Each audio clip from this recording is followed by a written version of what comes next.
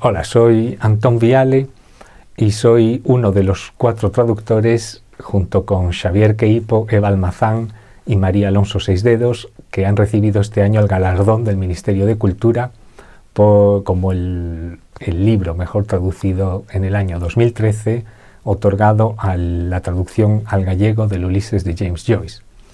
Este libro se publicó en la editorial Galaxia a finales de 2013 y de esta manera se saldaba una deuda histórica que la cultura gallega tenía con nuestros antepasados de la xeración Nos desde hacía 80 años.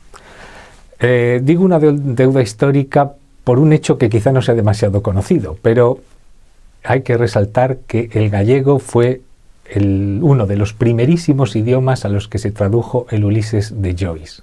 De esta manera, los componentes de esta xeración Nos demostraron un carácter casi visionario, haciendo llegar al público que leía en gallego una de las obras cumbre de la literatura universal y que en aquel momento era una auténtica novedad.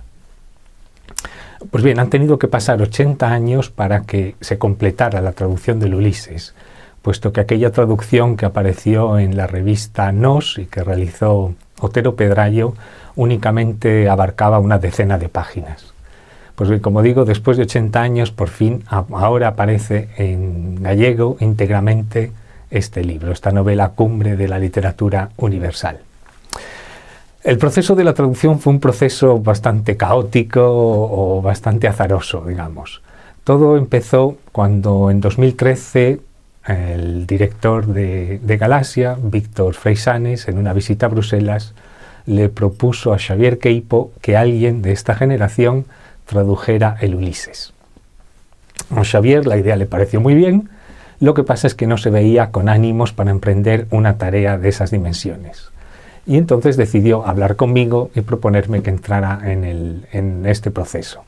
Yo acepté encantado y así nos embarcamos en este proceso de la traducción que ha durado 10 años. Nosotros aquí en Bruselas empezamos haciendo una primera versión en gallego, del original en inglés, que después mandamos a revisar a Galicia, a unas traductoras. Primero fue Eva Almazán la que se ocupaba de esta revisión, y cuando Eva Almazán tuvo que dejar el proyecto por motivos varios, su lugar lo ocupó María Alonso Seisdedos. Quizás hablar de revisión o de revisoras en este caso no sea en absoluto correcto, porque su contribución fue bastante más allá. Un texto tan complejo como este exige no solo una revisión, sino varias revisiones en profundidad, casi una reescritura entera cada vez que recibían un texto nuestro. El texto además luego nos lo devolvían corregido, nosotros hacíamos comentarios, lo volvíamos a mandar y ellas a su vez nos lo devolvían otra vez a Bruselas, con lo cual podemos decir que prácticamente todas y cada una de las palabras de este Ulises han pasado por las manos de todos los traductores en algún momento del proceso. Hubiera podido parecer lógico haber dividido el trabajo por capítulos, porque cada capítulo del Ulises, o cada episodio, como se llama, o como se le denomina corrientemente, está escrito en un estilo diferente. Entonces hubiera podido ser lógico dividir en capítulos, pero decidimos que no, que lo mejor era hacer una obra coral, un trabajo conjunto, donde hubiéramos metido tantas personas la mano en el texto final que al final no hubiera ni un coordinador ni un sello personal de nadie en el resultado final, sino que fuera una obra conjunta. Y yo creo que esto es lo que hay que recalcar sobre todo, que todo lo que esta traducción tenga de bueno o de malo, pues va a ser el resultado final de un trabajo de equipo. El jurado del Premio Nacional subrayó en la justificación del premio que habíamos resuelto de manera brillante los complicados juegos de palabras, los calambures o los equívocos que contiene el original.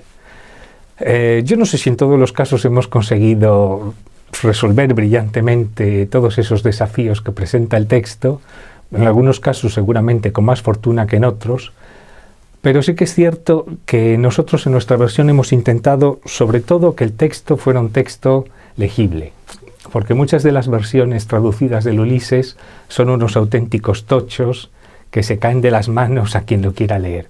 Nosotros queríamos poner a disposición del lector gallego un texto fluido, claro, que sonara idiomático y que ofreciera al lector en gallego las mismas dificultades con que se encuentra un lector en inglés de la obra. Y ese es el motivo también por el que nuestra edición, no contiene notas a pie de página, porque el original tampoco las contiene. Existen algunas ediciones críticas del Ulises, con un elevadísimo número de notas que hacen que el libro sea un libro bastante grueso, parece que casi solo aptos para estudiosos, y sin embargo yo creo que eso no hace justicia al Ulises. El Ulises es un libro divertido que cuenta cosas de la vida cotidiana, donde se dicen muchas cosas intrascendentes, como sucede también en la vida cotidiana. Y yo creo que como todos tenemos experiencia de lo que significa la vida, no necesitamos tampoco ninguna nota a pie de página para explicárnoslo. Es verdad que también a veces es un libro donde el lenguaje se lleva hasta el extremo, hasta los extremos, hasta el límite de donde se puede llevar. Joyce, en un episodio concreto del Ulises, recrea sonidos, o casi podemos decir que recrea casi una ópera, utilizando la sonoridad del inglés para reproducir los sonidos o los ruidos que podemos escuchar en la vida cotidiana. A veces se realizan unas reflexiones filosóficas profundísimas, empieza a subir por los montes, a bajar por los valles, los ríos, y nosotros como traductores a veces no hemos tenido más remedio que seguir ese mismo proceso. Pero en la mayor parte de los casos, a pesar de todo lo innovador que es Joyce con la lengua, pues el Ulises está escrito en un lenguaje normal, cotidiano, corriente, idiomático, muy idiomático. Y nosotros hemos intentado que nuestra versión fuera exactamente eso. Evidentemente la traducción del Ulises es muy complicada porque lo que yo acabo de citar no es más que una parte de las dificultades que tiene. Al mismo tiempo de reproducir el original, reproducir los sonidos, los juegos de palabras, hay que mantener también una cierta ironía que subyace al texto original, que parece ser que se parece bastante a lo que se llama la retranca gallega, ¿no? O sea que en este caso seguramente el gallego le sienta bien, al gallego le sienta bien el Ulises.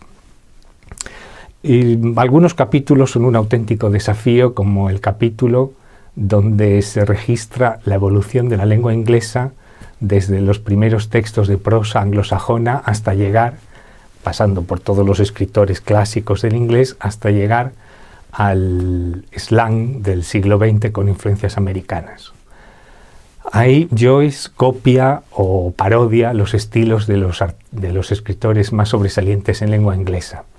Nosotros no hemos podido hacer lo mismo porque la evolución del gallego y la del inglés es tan diferente que un escritor inglés del siglo XVII no tiene absolutamente nada que ver con un escritor del gallego del siglo XVII.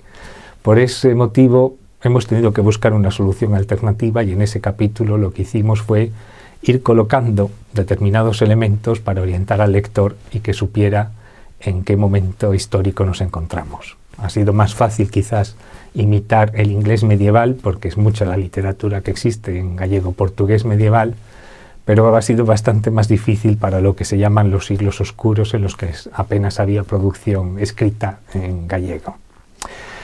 Y bien, pues el resultado final es el que está en las librerías, el que se ha editado, que ha recibido el Premio Nacional a la Mejor Traducción del Año, que tampoco es el único premio, hemos recibido otros 4 premios más, por los que estamos muy agradecidos, satisfechos y orgullosos.